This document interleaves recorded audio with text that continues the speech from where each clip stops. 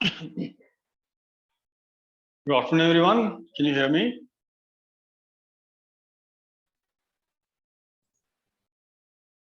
Yes, sir. Okay, thank you.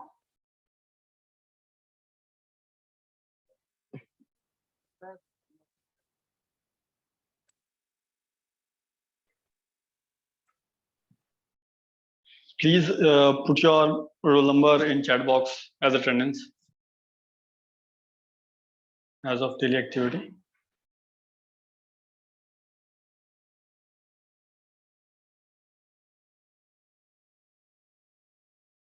So far, there are 21 participants, including me, and only 12 attendants are there so far. Please put your roll number in that.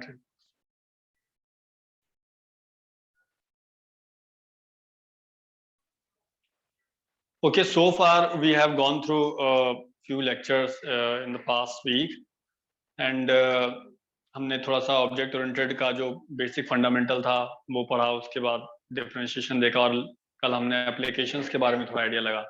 तो hopefully आपको इतना तो understand हुआ होगा कि हाँ, जो आपका प्रोसीजर ओरिएंटेड लैंग्वेज थी सी, उसके कंपैरिजन में ऑब्जेक्ट ओरिएंटेड के फीचर्स क्या होंगे। ठीक है, so anyone can tell me like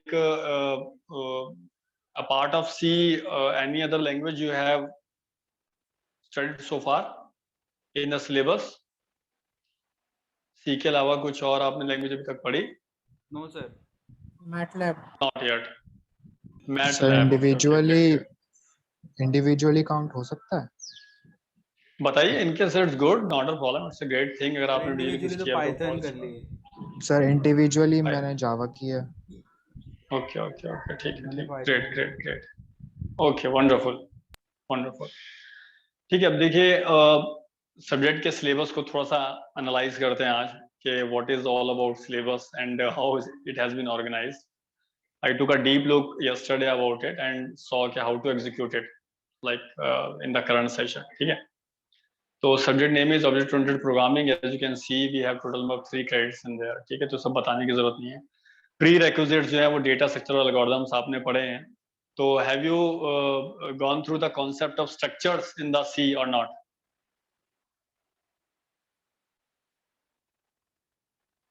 Structures के बारे में आपने आइडिया लिया?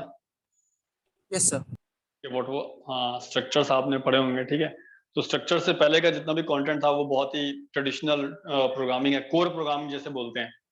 तो सी की प्रोग्रामिंग को बेसिकली हम कोर प्रोग्रामिंग कहते हैं, जहाँ पे किसी किस्म की कोई फंक्शनैलिटी या हेल्प ना लेके आप पूरा एफर्ट लगा के कोड लिखते हैं जो कि कोई आउटपुट प्रोड्यूस करता है ultimately. So C is counted as one of the languages which is hard coded, और you can say core programming इनके अंदर होती है। ठीक है, तो structure was the base for foundation of next generation programming languages. Structure के बाद जो problems आई programmers को, they thought that we should go ahead of this and we should make it more useful. Like after getting structures, they thought that we should make it more useful. Then they come across the concept of class and other things ultimately. ठीक है, अब थोड़ा सा आपका syllabus देखते हैं। Syllabus के अंदर आपके 6 मॉड्यूल्स हैं, और मैं आपको सिर्फ थोड़ा इसलिए बता रहा हूँ ताकि आपको आइडिया लगे कि सिलेबस का डिजाइनिंग क्या है और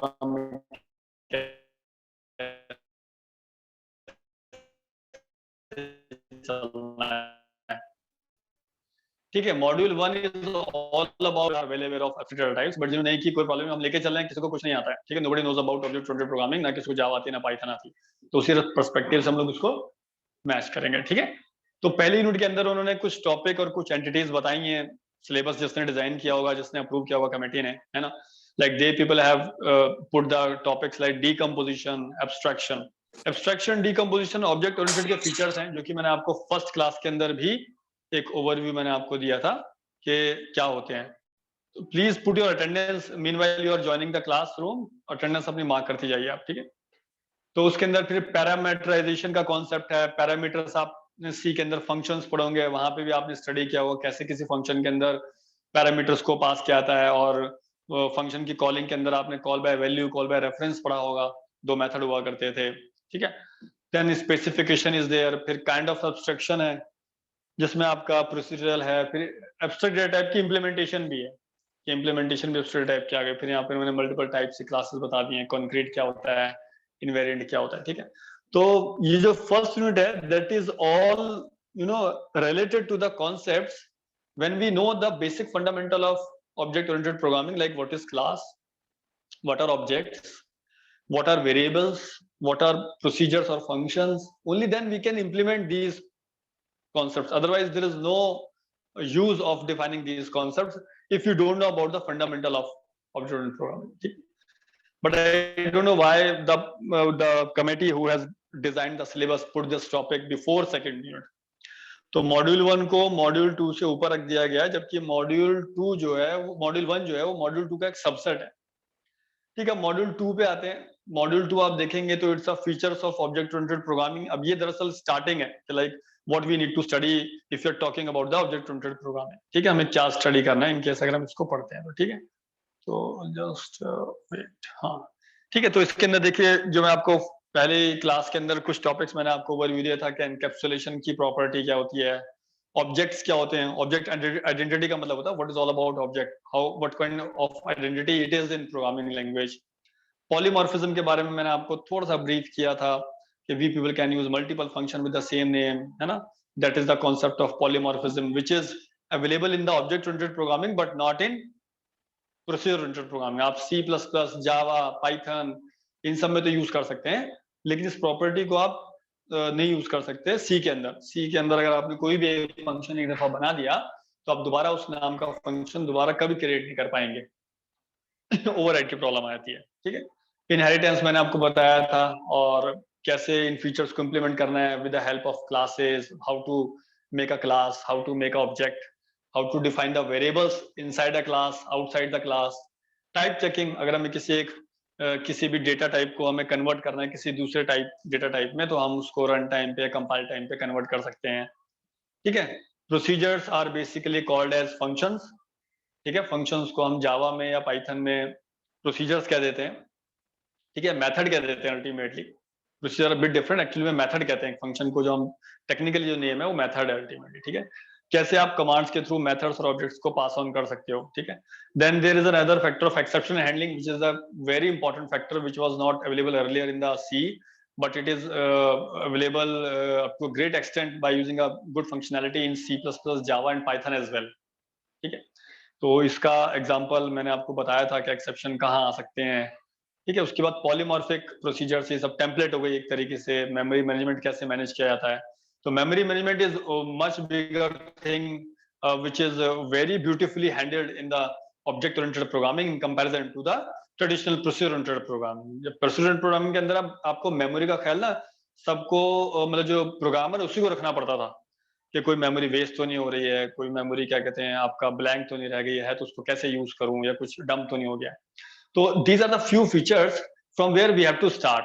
Now the good thing is we can start these topics either in C++ or in Java. ठीक है, नॉर्मली सारी यूनिवर्सिटीज के अंदर ऑब्जेक्ट ओरिएंटेड प्रोग्रामिंग के जितने भी फीचर्स हैं उनको जो इंट्रोड्यूस किया जाता है स्टार्टिंग में, that is introduce using the language C++. That is why everywhere the name of subject is always object oriented programming using C++, whether it is MDU और AKTU, IP यूनिवर्सिटी, कोई भी आप university ले लो, सबका syllabus आपको जैसा मिलेगा। But in YMCA it is entirely different because they people have not mentioned here like which with reference of which language we have to study these subjects, ultimately concepts. ठीक है, so it's up to you. We can go with Java, we can go with C++. Okay, the people who have gone through Java, like 1 or 2 students told me they have done Java, so or Python. So have you people gone through C++ object concepts before going through Java or Python? Yes sir, C++ के concepts sir ये सब हमने 12th में किया था Sir. Polymorphism, constructor, deconstructor. Okay, that was in school time actually. You're talking about your school time. Okay, so you are just wasting your time in the class, I think, जब आपने सब पढ़ लिया तो। ठीक है, anyways, ठीक है, तो हमारे पास देखिए okay options हैं, like we people go through this module 2 either with C++ or with Java. So we'll see कि हमें किसके साथ जाना है। ठीक है, then third unit is now 2 things are very clear, like module 2 should come first before module 1. ये तो हमें क्लियर हो गया अच्छी तरीके से, क्योंकि इन्हीं फंडामेंटल टॉपिक्स की मदद से हम ये ऊपर वाले टॉपिक्स को अंडरस्टैंड कर सकते हैं। और थ्योरेटिकली समझना तो फिर कोई बात ही नहीं है, फिर तो कैसे भी आप पढ़ लो, डजंट मैटर अल्टीमेटली। प्रैक्टिकली समझना तो फिर आपको ये सब चीज आनी चाहिए, ठीक है। Then we have unit 3 module 3 where we have design patterns. Now what do you mean by design patterns? Anybody can tell me if you have an idea about it? Anyone? Like what are design patterns?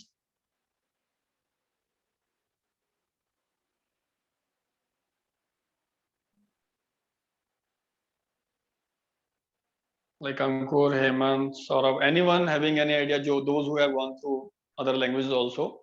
So have you heard about like design patterns about? I think Ankur want to tell something, but his like जैसे कि sir star Siddharth बताइए। Star problem, I'm not getting you. What kind of problem you're talking? Sir star problem होती है, Okay, उसमें anyone design else? Sir बनाते हैं। अच्छा, अरे नहीं, that is different. That is entirely different. Anyways, anybody else? Thanks for the response. और कोई? Okay, no one is there, no problem.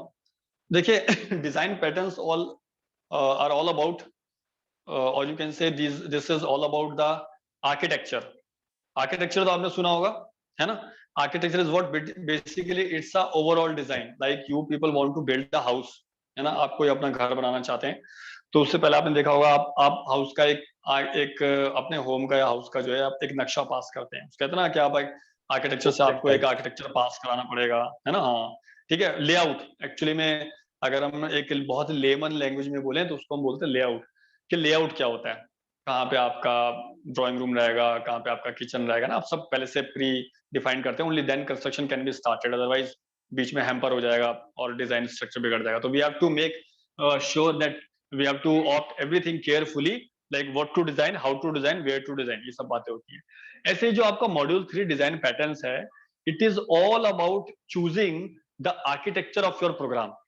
कि कैसे आप जो कोड लिखने जा रहे हैं, किसी प्रोग्राम को बनाने जा रहे हैं, किसी बड़े प्रोग्राम को या छोटे प्रोग्राम्स को या कोई एक पर्टिकुलर रिक्वायरमेंट को आप कोड करने जा रहे हैं, तो वो जो भी आप रिक्वायरमेंट कोड करने के बाद आपको जो आउटपुट मिलेगा, उस आउटपुट को लाने के लिए क्या उसका फ्लो होना चाहिए, डेटा फ्लो क्या होना चाहिए, बिहेवियर फ्लो क्या होना चाहिए, आर्किटेक्चर क्या होना चाहिए, उसके सारे उस चीज के बारे में आपको ये बताया जा रहा है। क्लासिफिकेशन क्या है, एब्स्ट्रैक्ट फैटी पैटर्न क्या होता है, फैक्ट्री पैटर्न के अंदर आपका सिंगलटन क्या होता है, स्ट्रक्चरल क्या होता है, फ्लाईवेट क्या होता है, ब्रिज क्या होता है। तो this unit is all about defining the architecture of some software. Last में देखो एक टॉपिक है model view controller pattern. So anybody heard about MVC? What is MVC? MVC के बारे में आइडिया आपको कुछ? कभी आपने सुना हो टर्म ये? नो। देखिए एमवीसी अभी कोई नई चीज नहीं है, पुरानी चीज है, मतलब it's an old part. MVC software development के अंदर सबसे पहले जो लेके आया था वो माइक्रोसॉफ्ट लेके आया था। माइक्रोसॉफ्ट की टेक्नोलॉजीज पर अगर आपने कभी गौर किया हो या आपने कभी काम किया हो, जैसे C# है, ASP.NET है, ये सारी लैंग्वेजेस ऐसी हैं जिनके अंदर आपको बहुत ही लिमिटेड कोड लिखना पड़ता है। इनफैक्ट VB, पता नहीं आप लोगों ने कभी पढ़ी नहीं पढ़ी है, VB was a language, thereafter it was a version came VB.NET. So VB.NET is a language where maximum task of front end is done by using the drag and drop facility. आपको button बनाना है तो आप button को उठाइए और paste कर दीजिए जहां आपको रखना है, आपको कोई लेबल लगाना है तो लेबल को उठाइए पेस्ट कर दीजिए जहां आपको रखना है। तो ड्रैग एंड ड्रॉप से आप एक पूरा वेब पेज, एक सॉफ्टवेयर का लेआउट डिजाइन कर सकते हैं, और बैकएंड में ऑटोमेटिकली कोडिंग होती है। ठीक है, तो माइक्रोसॉफ्ट क्या करता है कि बहुत कम अपने यूजर को या जो कोडर होते हैं उनको बहुत ही कम एफर्ट लगाने देता है, मैक्सिमम कंट्रोल अपने पास रखता है। कुछ प्रोग्रामर इसे बहुत अच्छा मानते हैं कि साहब हमारा एफर्ट बहुत कम लग रहा है। जावा में एक बटन बनाना हो तो हमें बहुत सारा कोड लिखना पड़ जाता है, इंपोर्ट से स्टार्ट करो और नीचे तक आओ, तो it took long time to design that single button. But in .NET you have to simply drag and drop and your work is done, it's easy.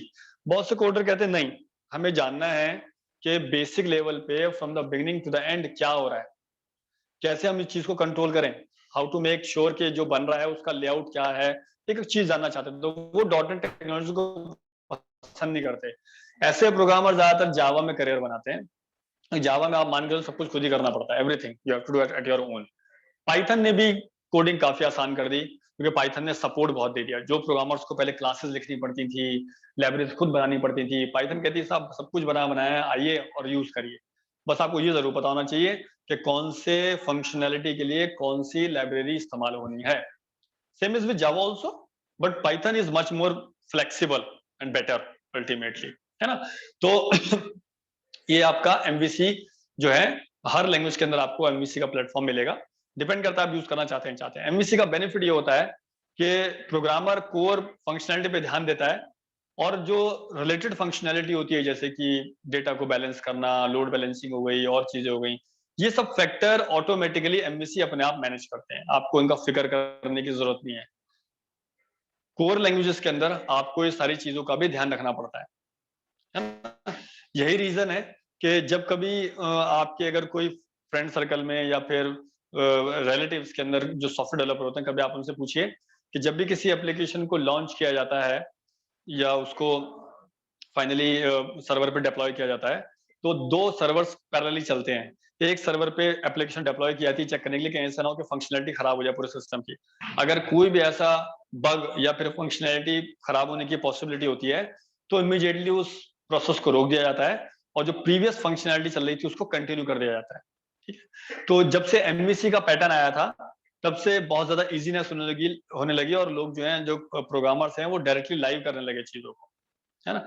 तो ये सब होता है, हम इसको देखेंगे कैसे होता है। बहरहाल ये यूनिट 3 जो है, मॉड्यूल 3 जो है, सॉरी आपका, that is entirely about knowing the architecture part. Architecture part को I don't know why they have put in a programming language और ऑब्जेक्ट ओरिएंटेड फीचर के अंदर क्यों इन्होंने इसे डाला है, कोई तुक नहीं बनती। ये इससे आगे की बात है, नेक्स्ट फेज की बात होती है, एडवांस में आता है सब कुछ।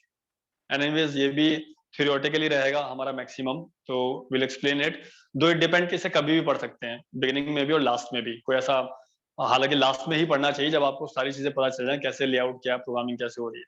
ठीक है, then there after we have module 4 that is all about generic types and collections. ठीक है, ये यूनिट जो है that is specifically mentioned about the data types we use और the data structures we use, जैसे सेट इंटरफेस क्या है, list interface क्या है, क्यू क्या होती है ना, मैप इंटरफेस क्या होता है, सॉर्टिंग कैसे की जाती है। तो this unit is entirely having the concepts related to the data structure, but the problem is the topics given in this unit cannot be teach with the help of C++.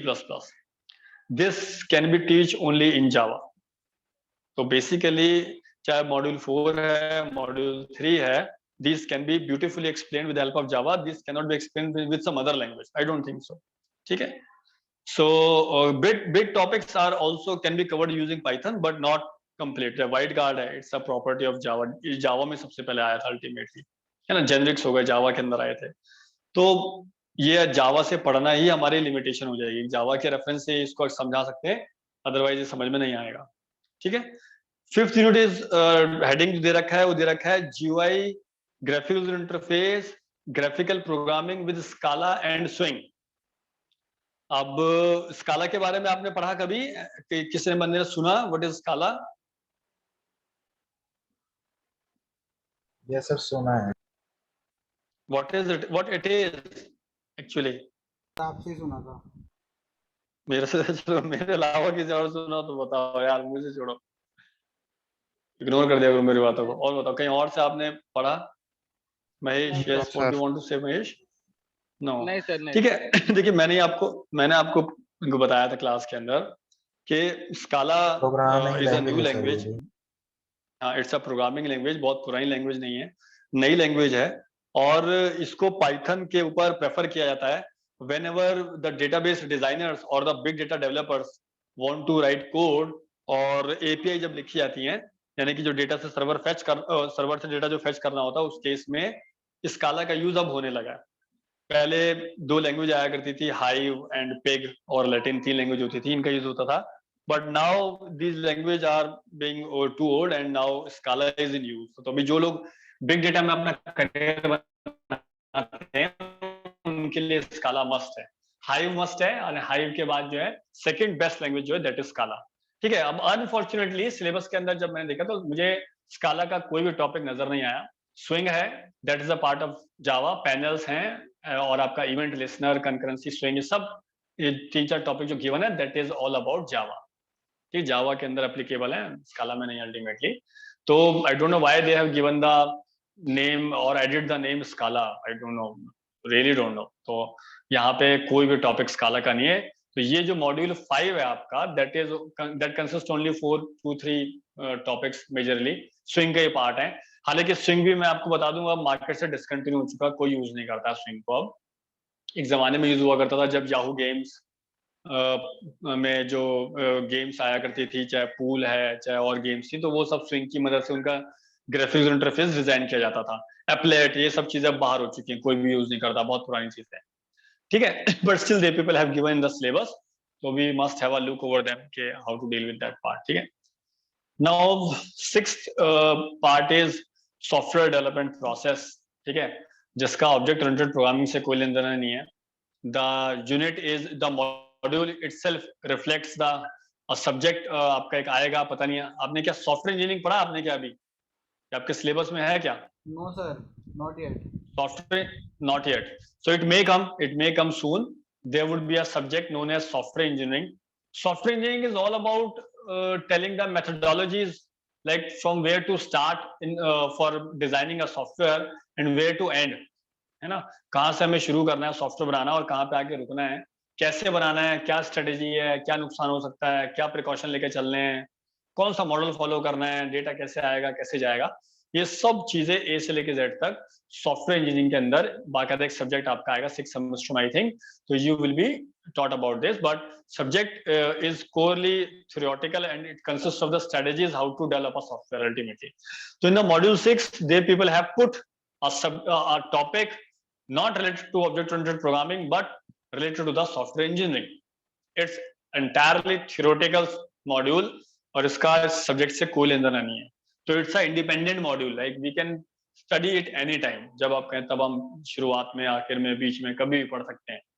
ठीक है, तो that was the complete analysis of your syllabus which we will study in the upcoming lectures basically, है ना? तो आपको इस बात का आइडिया लग गया होगा सिलेबस थोड़ा सा ऊपर नीचे है, अब्स्ट्रैक्ट भी है थोड़ा सा, लाइक बहुत सारी चीजें सिलेबस से के अंदर जो है वो काम किए हैं भी नहीं भी हैं, बट हमें तो पढ़ना है अल्टीमेटली। ठीक है, so what I have decided or what I have realized that because I am teaching this subject in this university for the first time, earlier we used to teach this subject with the help of C++, so I think we should go with Java.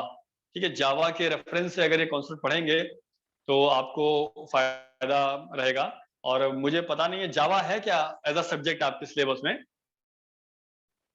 No sir. आपने पूरा syllabus देखा है कि मतलब जावा as a subject है कि नहीं है? नहीं sir, Java as a subject नहीं है सर, हमने शुरुआत सी से जावा ही एज की थी। सब्जेक्ट, हाँ, तो जावा एज सब्जेक्ट अगर नहीं है तो फिर मुझे लगता है कि आपका जावा का थोड़ा सा स्ट्रॉन्ग आइडिया आपको हो जाएगा। स्ट्रॉन्ग तो नहीं आएगा, ओवरव्यू हो जाएगा, क्योंकि हम कोर जावा नहीं पढ़ रहे हैं। जावा के अंदर बहुत सारी चीजें हैं, हम ऑब्जेक्ट ओरिएंटेड के कुछ फीचर्स पढ़ रहे हैं बस जावा के रेफरेंस से, और हम वही पढ़ेंगे। ठीक है, इसके अलावा आप साइड बाय साइड, मेरी रिक्वेस्ट है आप लोगों से कि Java is a good language and maybe you can develop your you can go with your future in developing Java code. So आप पढ़ सकते हैं। जावा में अभी भी बहुत अच्छी जॉब्स हैं मार्केट में, though it is going to be obsolete from the market day by day.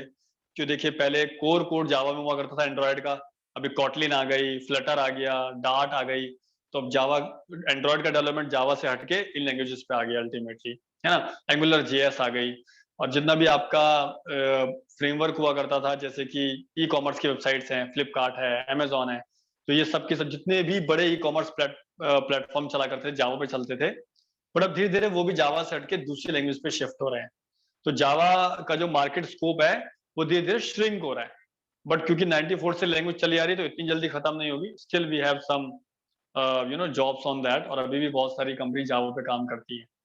तो you may get hired on Java in future, most probably. So it's better to understand the basic concepts of Java so that you can do the code. Otherwise, Python is wonderful. Python आपने जिन्होंने कर लिया है, बहुत अच्छी बात है, मुझे अच्छा लगा, खुशी हुई। और जिन लोगों ने नहीं किया तो मेरा उनको रिकमेंडेशन है कि आप धीरे धीरे Python लर्न करना सीखें। That is not tough at all. बहुत आसान लैंग्वेज है। बस ये है कि Python आपको किसी रेफरेंस से सीखनी पड़ेगी। जैसे Python is like a ocean, आज के टाइम पे उसका एक जो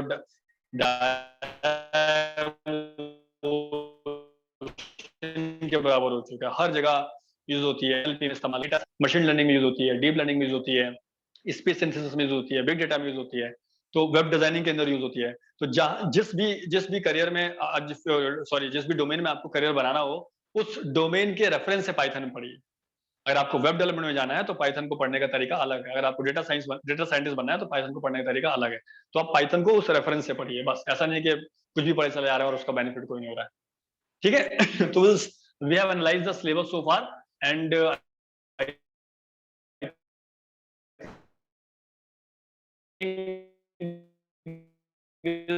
स्टार्ट फर्स्ट ऑटोमेटिकली मॉड्यूल 2 पढ़ते हुए कवर हो जाएगा जब हम इन टॉपिक्स को पढ़ेंगे, ठीक है। We will study this topics with the help of Java and let me open it, just wait a moment, मैं आपको थोड़ा ओवरव्यू बता दूं, ठीक है। तो we'll study Java with the help of this document I have prepared so far with the Java, बहुत पहले मैंने प्रिपेयर किया था। It's a very easy to use document with for Java study, ठीक है। तो Java का इंट्रोडक्शन देंगे और धीरे धीरे जो भी फीचर्स हमारे सिलेबस के अंदर ही हैं मॉड्यूल 2 में, उनको हम Java के थ्रू कवर करते चलेंगे। But before that we must understand the basic concepts of Java at least, like जैसे अभी ऑब्जेक्ट ओरिएंटेड के बेसिक कॉन्सेप्ट में थोड़े से देखे थे in general mode, now we will refer those with the reference of Java actually, ठीक है। तो जो जावा पढ़ चुका है उसको मुझे बताने की जरूरत नहीं है, बट जो जावा जिनको नहीं पता उसके लिए मैं बता दूं आपको कि जावा एक हाई लेवल लैंग्वेज है and it's a third generation language, ठीक है। And it was a successor of C plus plus ultimately, है ना, because C plus plus was the first language which was developed after C and consists of object-oriented programming features. But there were very limitation, like we cannot make good GUI, user interface नहीं बना सकते थे, plus में C++ web के architecture को support नहीं करती थी, और बहुत सारी प्रॉब्लम्स थी जिसके चलते एक टीम ने, जेम्स जिसको हेडेड करते हैं जेम्स गुजलिंग, उन्होंने एक टीम ने डिसाइड किया कि will invent a new language which consist of different different feature जो कि सारे डोमेन को सपोर्ट करे। So they people put the basic functionality and functions taken from the C++ and they put some other features also of object-oriented programming, and they develop a new language that was known as Java. Initially Java was not Java, it was called Oak. Oak नाम था इसका, एक second में tool ले लूं थोड़ा सा highlighter, ठीक। Initially it was called Oak, ठीक है, and then thereafter it was renamed as Java 1.0 in 1995 and the language was invented by a company known as Sun Company. Sun Company अब नहीं है, Sun Microsystem नाम था इसका। It has been sold out and now it is with Oracle. Oracle ने इसको purchase कर लिया था तकरीबन I think 7-8 years ago purchase किया था। मुझे एग्जैक्टली याद नहीं रहा, काफी टाइम हो गया, ठीक है। तो now every product of Sun Company, whether it is Java or some other product, is now a legal product of Oracle. Oracle company का वो प्रोडक्ट है, इसलिए अब जो भी डेवलपमेंट जावा के अंदर हो रहे हैं, सपोर्ट हो रहा है, कुछ भी चल रहा है, that is taken care looking after by the Oracle Corporation. Oracle Corporation उसको मैनेज कर रही है, ठीक है। Java unlike other languages it also having multiple features and which are very beautiful in comparison to other features, like some first feature is it is very simple, ठीक है। like what do you mean by simple? Simple means किसी भी language को हम simple या complicated category में तब डालते हैं जब हमें ये पता हो कि वो लैंग्वेज के फीचर्स कितने इजीली यूज हो जाते हैं। तो ऑफ कोर्स फीचर जो है वो इजीली एक्सेसिबल है, ठीक है, इजीली एक्सेसिबल है और यूजेबल है, तो that is why we call them simple. Reason being whatever you are writing, है ना, you can use it. Previously देखा होगा आपने कि सी या सी प्लस प्लस के अंदर आपने एक्सपीरियंस कर चुके हैं आप,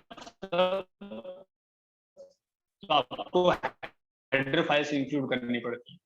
हेडर फाइल्स अलग तरीके होती हैं, है ना, और भी रिलेटेड फंक्शंस होते हैं, उन सबके हेडर फाइल अलग होती हैं।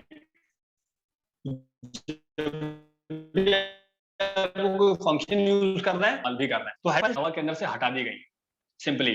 अब ऐसा नहीं है कि हेडर फाइल हटा दी गई तो ऑटोमेटिकली स्विचेस और लाइब्रेरीज, ये आप कह सकते हैं header files are replaced by libraries. Ultimately libraries को हम लोग लेके आए, ठीक है। तो अब जो फंक्शंस आप यूज करेंगे उसकी डेफिनेशन है या तो लाइब्रेरी के अंदर स्टोर है या पैकेज के अंदर स्टोर है, ठीक है। तो header file. Next thing was pointers. Have you people gone through pointers? Pointers का अच्छा आइडिया है आपको? यस सर, सी में पढ़ा था। यस। ठीक। डेटा स्ट्रक्चर में आपने पढ़ा होगा, जब आपने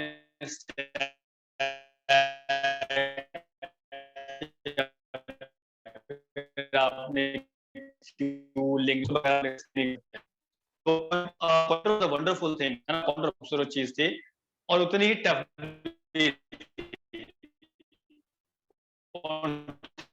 was not that easy. Link कैसे कर रही है, ऐसे होगी, डबल एंडेड क्यू क्या होती है, लेकिन जब इन सबको इम्प्लीमेंट करने की बारी आती है तो आप कोड लिखते हैं वहां पे। तो पॉइंटर से बहुत लोग घबराया करते थे और पॉइंटर की वजह से सिक्योरिटी पैरामीटर भी बहुत स्ट्रांग नहीं थे, जिसके चलते जावा ने डिसाइड किया कि वो पॉइंटर को हटा देंगे। They will remove pointer and somehow they remove pointer from Java. So there are no pointers in Java. मुझे पर्सनली फीचर बहुत पसंद आया था और I was very happy when I come to what Java that pointers are not there. ठीक है। Then there after structures हुआ करते थे, यूनियन, ये सब चीजें जो है कहीं ना कहीं जावा के अंदर इन सबको यूज करने की जरूरत ही नहीं पड़ी, इनसे बेटर फीचर्स लाके उसने खड़े किए अल्टीमेटली, है ना। Java is quite simple if you are going to feel it is much simpler than previous languages। ठीक। बल्कि अब अगर आप जावा को पाइथन से कंपेयर करेंगे तो मुझे लगता है पाइथन और भी ज्यादा सिंपल है। ठीक है, लेकिन अभी हमारा पाइथन हमारा कंटेक्स्ट नहीं है, तो ठीक है। उसके बाद second feature is object oriented which was of great use. ठीक है। ऑब्जेक्ट ओरिएंटेड प्रोग्रामिंग जाहिर सी बात है ऑब्जेक्ट्स और डेटा के ऊपर ज्यादा फोकस करती है। दो एंटिटी होती है, एक ऑब्जेक्ट और आपका डेटा। बाकी जितनी भी फंक्शनैलिटी है, एक्शंस हैं, लॉजिक है, उनकी तरफ इतना ध्यान देने की जरूरत नहीं है, वो ऑटोमेटिकली लैंग्वेज मैनेज करती है। ठीक है। फिर इसके अंदर हमने प्रीवियस वीक में हमने रिपीट करने की जरूरत नहीं है, ये सब फीचर्स काफी इजीली उन्हें आप एंजॉय कर सकते हैं इसके अंदर। ठीक है। और ज्यादातर जो जितने भी एलिमेंट्स आप जावा के अंदर यूज करेंगे, everything in Java is basically object, everything except primitive data types. Primitive data types जो है, जैसे इंट है, कैरेक्टर है, फ्लोट है, डबल है, बुलियन है, ये सारे डेटा टाइप्स कहलाते हैं। इन डेटा टाइप्स को छोड़ के जितने भी एलिमेंट्स और जावा के अंदर होते हैं उन सबको बाय डिफॉल्ट ऑब्जेक्ट माना जाता है।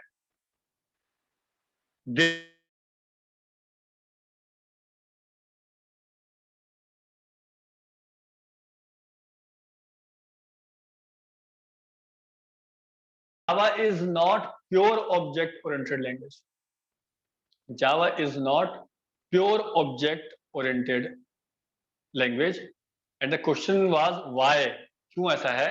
तो आंसर इज दिस, सॉरी, ठीक है। तो आंसर इज दिस कि क्योंकि जावा के अंदर कोई भी प्योर ऑब्जेक्ट ओरिएंटेड लैंग्वेज वही होगी जिसके अंदर हर element as a object treat किया जाए, every element. But unfortunately in Java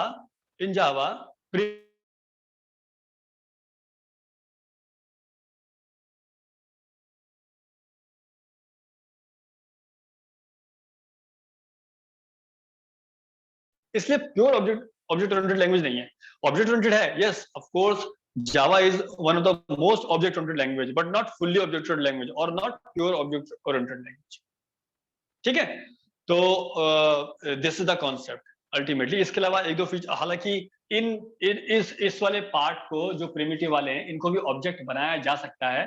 we have certain features in Java जिसके थ्रू हम इसे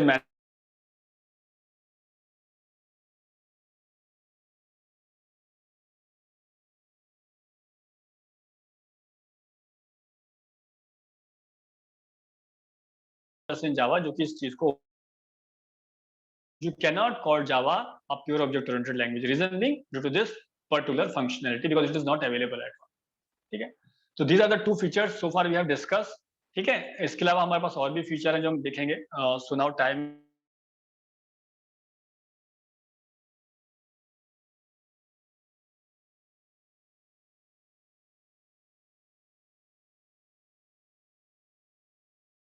भी आप जो है अपने अटेंडेंस मार्क कर दिया कीजिए। सर जो ये अभी क्लास हुई है वो लैब थी या नॉर्मल क्लास थी? बेटे क्योंकि बेटे मैं देखिए शेड्यूल के फिलहाल हिसाब मैं से आपको देख के चल रहा था और मैंने लिंक हाँ देखिए मेरी बात सुनिए प्लीज। जावा लैंग्वेज लैब के लिए आई क्योंकि थिंक हमारे सर पास मेरा एक ही आज लेक्चर को है जो है मिस ना? हो गया, मेरे को अटेंडेंस कितना नहीं है, मेरा टॉपिक क्या मिस हो गया मैं ये जानना चाहता हूँ। मैंने एकदम से देखा लिंक की, मैंने आज okay you join late actually you are talking about this. अभी अभी मैंने देखा कि मैंने 12:15 का लिंक आया है ओके और मैंने ओके देखा कि ओके नो शेड्यूल प्रॉब्लम। देखिए मैं बताऊं, देखिए हम जितने भी टॉपिक यहाँ पे पढ़ेंगे we will mostly cover them with respect to practical, है ना? तो अभी जो है